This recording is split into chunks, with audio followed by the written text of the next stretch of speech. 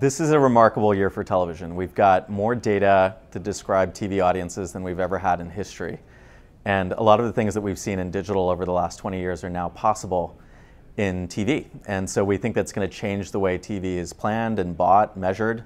It's a fascinating time for us, and it's coming at the right time for television when marketers are trying to make big decisions on where to put their bets, where to place their bets, and data needs to be the guiding force for those decisions. So tell us about your data sources and how that works and who uses it.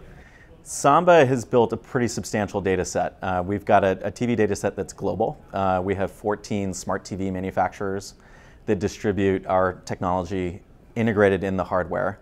We also have relationships with cable operators around the world that will augment the scale of our footprint. And that underlying data enables applications for consumers. It also enables a platform for brands and advertisers to make data-driven decisions about TV and all the opportunities around the television as well. So tell us about the recent investment by Liberty, what that means, and sort of the trajectory of the company. So Liberty Global, as many people know, is, if not the largest, one of the biggest operators in the world with facilities across many markets in Europe and South America. It's a company that has been very smart about the countries they enter, the assets that they acquire, and the role of data in that business.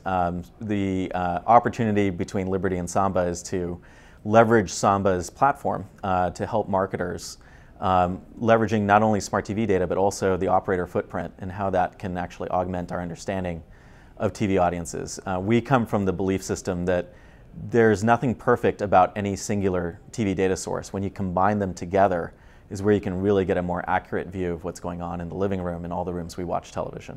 Samba enjoys a pretty phenomenal amount of growth from a revenue standpoint today. That fuels a team that's approaching about 250 people. We're headquartered in San Francisco.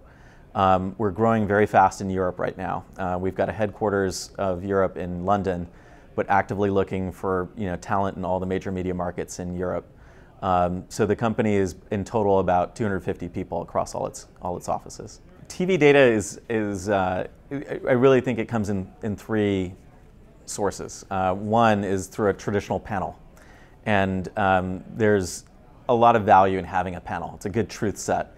Very difficult to scale, to large numbers, but it gives you a really good source of truth.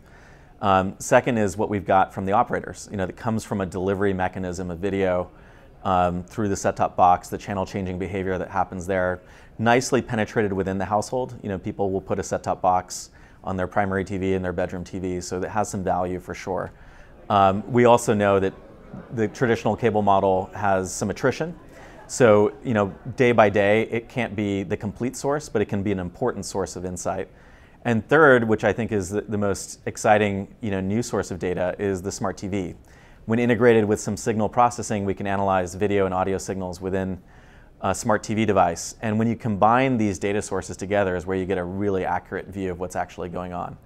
The data set that we're a little bit skeptical of is the data set that you capture through a listening device that's surreptitiously listening to a consumer's TV viewing behavior. We're very skeptical of that as a source of granular, accurate data, and we'd be questioning any decision that is made around surreptitious listening of TV. So we would put that category of data as kind of overhyped right now, and I know there's a lot of companies that claim it has more value, but we're skeptical of that.